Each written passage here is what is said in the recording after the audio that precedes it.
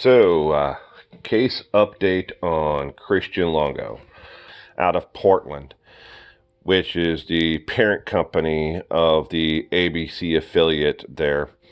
Christian Longo is, still currently sitting on death row in Oregon State Penitentiary. But Christian Longo has now found love. Christian Longo is engaged to be married to a lady. They are only releasing her first name. Her first name is Shelby. The two of them met through a prison pen pal website, and he is to wed her this coming July. Sociopath, psychopath, narcissist. Pick one of the three. One of those three definitely describes this individual to a T. Today we are looking at Christian Longo, family killer and complete by the book definition of a narcissist. He has been diagnosed with narcissistic personality disorder. That is a definite for this individual. Is he a sociopath? No. Is he a psychopath? No. But we would all love to term him as one of those as well. So, who is Christian Longo? Here's a look at his early years. He grew up, he was born in 1974, January 23rd, to be exact, in Michigan. Growing up as a young man, between the ages of birth to the age of 10, everything in his life was a typical, Michigan, boy, growing up. He didn't have any abuse in his family home. He didn't have any. He didn't have a divorced mother and father. He had loving, doting parents and grandparents and extended family. He was a well-adjusted young man. He attended church. He was the typical all-American boy growing up until the age of 10. At the age of 10, for some reason, even to this day, not even Christian Longo can explain it, but at the age of 10, everything flipped in his life. He started to go down the wrong path. Somewhere along the line in that year, between 10, 11 years old, in that year, he decided that he didn't necessarily want to be the person he was before. He wanted friends who were older, who could get away and do more things. He decided that at the age of 10, he decided to dabble in recreational drugs and drink with these older kids, as they got it from their older siblings. Not Christian himself, but his friends' older siblings. He decided then that it was easier to con somebody out of something or swindle them out of it than it was to work for it. And that is pretty much his entire life calling right there. He started at the age of 10, conning people, swindling people, cheating people out of what they had. He came up with games that were rigged in his favor, playing dice, anything where he had the advantage and he knew he had the advantage. He hustled everyone. He hustled his own parents, his grandparents. He stole from his parents. He stole from his grandparents. By the time he became a teenager, he was already on the road to the wrong path in life. He was already, the cops in the city, in the school, already knew that Christian was headed down the wrong path, and no one was able to seem to be able to reach out and, understand him or to stop him on the path he was on. Not that Christian Longo saw anything wrong with it. By the age of 16, he had already started stealing credit cards, debit cards, checks, and moving on into, larger crimes, selling fenced goods. Those are goods that are stolen, being a fence for items. He understood right then and there, why go to work down at the drive-in in town when I can make the same amount of money in one day helping my friend Jerry sell a set of stolen tires. Jerry will cut me in on that deal. I help him sell the tires. I make $200. My friend Bobby goes to work at the drive-thru and he makes $200 in 2 weeks. I can make it in one day. That is how the mentality that Christian Longo set on early on in his life, and it's stuck with him his entire life. By the time Christian Longo was in his late 20s, he was already into credit card fraud, opening up credit card accounts in people's names that didn't know they had credit cards in their names, opening up bank accounts in fraudulent names because he had fake IDs with those names on them, stealing mail, a federal crime, using checks, that he had stolen to transfer the names and stuff like that to a fake check so it would be on a business account. Basically, making his own checks. He was into all of that by the time he was in his late 20s.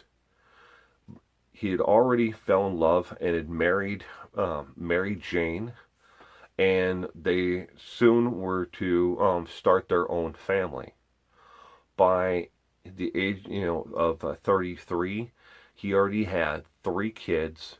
He had a wife, and he had a dead-end job like the ones that he always hated growing up. He worked at Starbucks as a barista. He couldn't stand it. Every day he went to work, he hated his job. He hated everything about it, and he told anybody that would listen to him how much he hated his job and his life.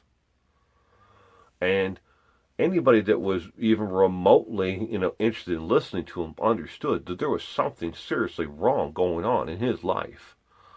But nobody wanted to stop him again. So for the 3rd time in his life, once when he was younger at 10 and 12, once when he was in his 20s, and now in his 30s, nobody is listening to him. And close friends of his who weren't into crimes, who were friends of him and Mary Jane, his wife, started to distance themselves and say, look, we're just not going to be home when he calls. If he stops by, we're just not going to answer the door anymore. Because they knew that something seriously was going on up here with him. So, leading up to the tragic events of this day, Christian Longo decided that he had already started to put things in motion and had started to plan out parts of what he was going to eventually do.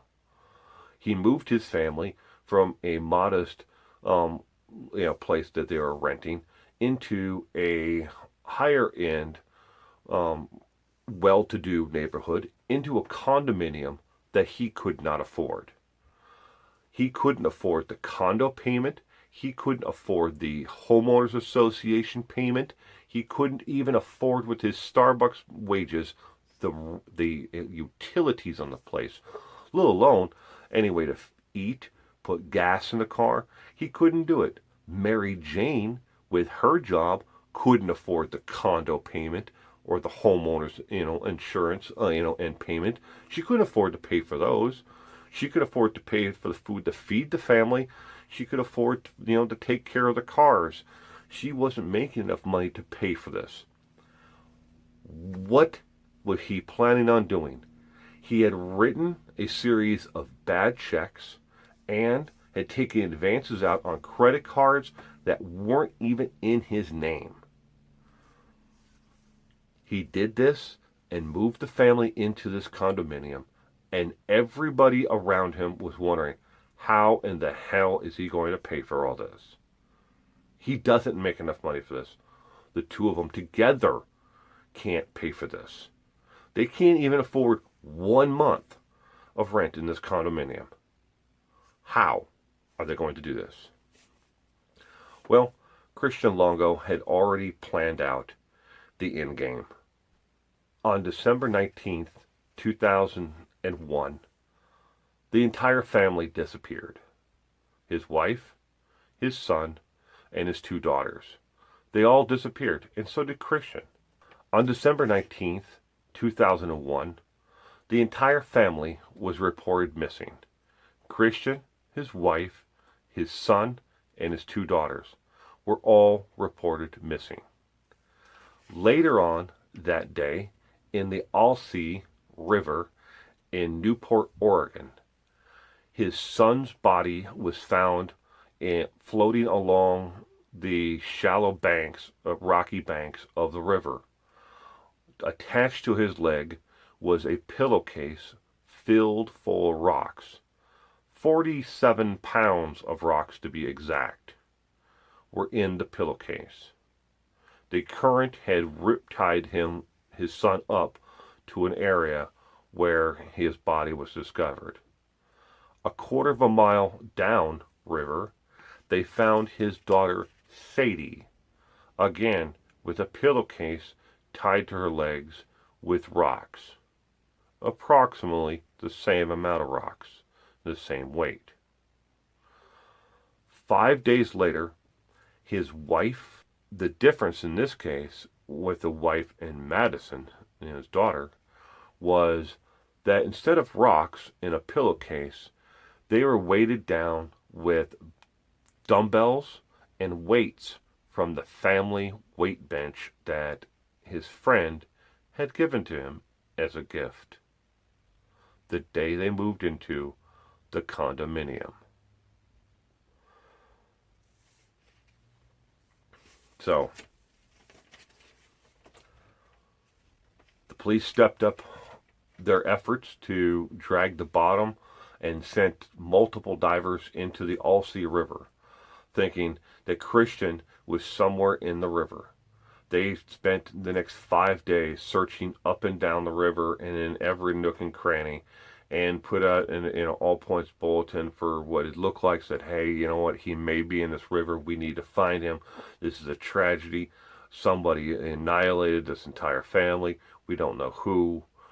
And they, rumors started flying that it was a drifter who came into town, that it was a migrant worker who was passing through.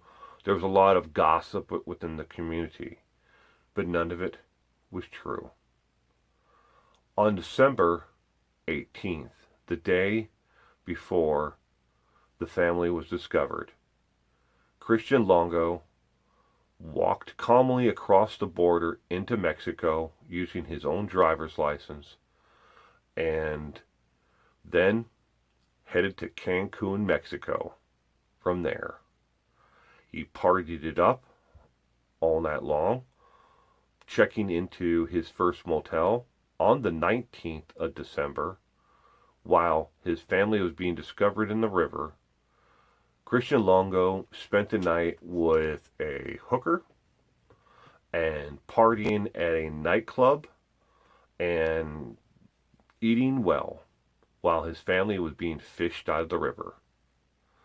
On the 20th, he did the same thing. On the 23rd, 22nd, 23rd, 24th, he did the same thing. Basically, he partied like he, was a college student on spring break. He had a grand old time. On the 24th, he purchased a ticket to fly out from where he was in Cancun to Argentina. In 2001, the only extraditable treaty the United States government had with Argentina was for murder, and they would not extradite if he was found guilty by ascension, meaning he was found guilty but he wasn't there in court to be found guilty to defend himself. They would not extradite him for that. So it basically meant that the authorities in Oregon were not going to be able to extradite him if he got to Argentina. But he was spotted in Mexico, partying it up because he didn't give a rat's ass. And they extradited him back to Oregon. Once he returned back to Oregon, he stood trial for the murder of his wife, his children, and the state of Oregon decided not to prosecute him on the other charges, but just go with that. The other charges being the grand larceny, the theft of a minivan, and a couple other crimes of fraud that they could have charged him with as well, but they figured he was going to probably end up getting, the death penalty, and they were right. He was eventually found guilty of first-degree murder on all counts. One for each person, one for each one of the kids, and one for his wife, Mary Ann. All right, and he was given the death sentence. He was sentenced to death. He got a death date. He went on to the penitentiary, to death row, and then in 2011, the state of Oregon passed a moratorium on death sentences, basically commuting everybody who was sentenced to die to an indefinite term of life in prison without any chance of parole until they figure out how they're going to move forward with a death sentence. So, Christian Longo currently sits on death row in Oregon, where he's having, I guess, an awful time. Too bad for him, huh? Also, so since he's been on death row, he's held numerous interviews, made statements about his family, about what he had done.